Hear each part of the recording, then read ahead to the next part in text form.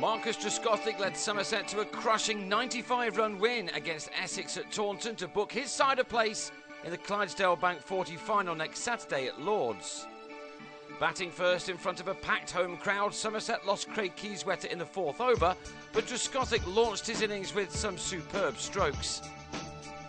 He unleashed an array of trademark shots, including this first six of the day. Trescothick raced to a 50 from only 32 balls to lay down a marker, and Somerset never looked back from there. He and Peter Trigo raced a total up to 113 in the 16th over, when Trigo on a runner ball 33 lobbed a simple return catch to Danish Canaria. Somerset have reached a second one-day final of the summer, largely because of their incredible strength in batting, and Nick Compton's arrival at the crease didn't slow anything down. Trescothick looked set to make a very big score, but he was undone when a gentle off-cutter from Chris Wright snuck past his bat. He'd made 79 though, off just 62 deliveries. Somerset's progress was relentless even though their captain had gone. James Hildreth's prolific season continued with another fine knock, while Compton, who's enjoyed himself most of all in the one-day game after moving from Middlesex, was also scoring freely. The pair not only hit boundaries, but they also ran Essex ragged, with well-placed shots and superb running between the wickets. In 11 overs, they added another 76 runs. Hildreth made 46 of them off 33 balls, but was out when he spooned Canaria tamely to cover in the batting power play. But that dismissal only heightened the visitors' pain by bringing Joss Buttler to the crease. He was able to watch Compton complete his half-century with just his third four in a come-off 59 deliveries. Buttler is, at just 20 years of age, an extraordinary talent, and he's a player who just loves the big occasion. He was once again immediately into his audacious stride with this six. He's been an extraordinary find this season for Somerset. The county have had some amazing hitters in their ranks over the years, but Buttler is already right up with them.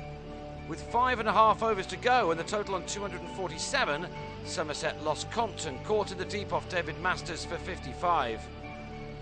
Buttler had whacked 36 off 18 balls when he finally missed a shot and was legged before to Ryan Tendescarter with 20 balls of the innings left. And Arul Sapaya made the most of them as he bludgeoned 42. Twice he struck the ball for 6 as Somerset were able to finish their innings on a high, with 43 coming off those last 20 deliveries to finish with a commanding total of 312 for 6 on their allotted 40 overs. Facing such an imposing total, Essex needed a bright start to give them any chance. Instead, they lost Mark Patini to the first delivery of the innings, chipping a leading edge to wide mid-off Alfonso Thomas. Their innings then went from bad to a lot worse in the 6th over, as in the space of 2 deliveries, Somerset removed Alistair Cook for 10, caught by Trescothick off Ben Phillips, and then ran out Essex's talisman, Tendescarter. The Essex batsman was not pleased at all when he'd had to run around the bowler.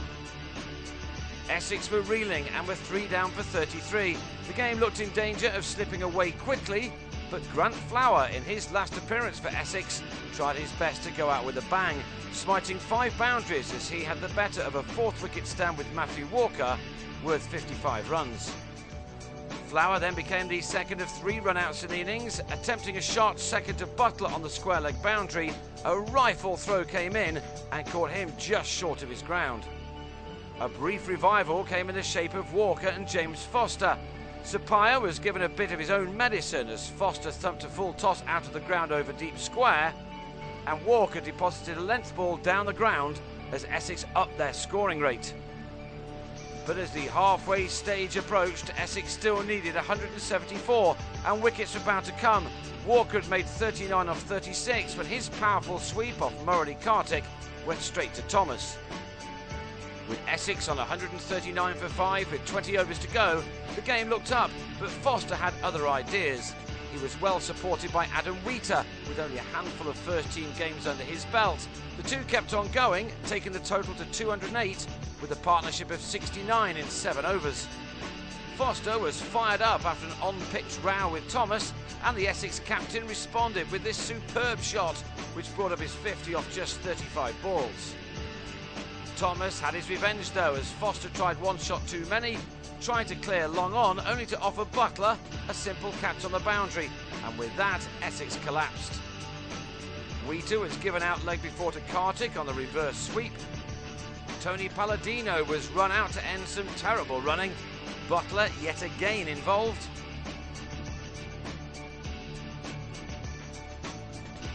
Wright was brilliantly held by Phillips off Mark Turner.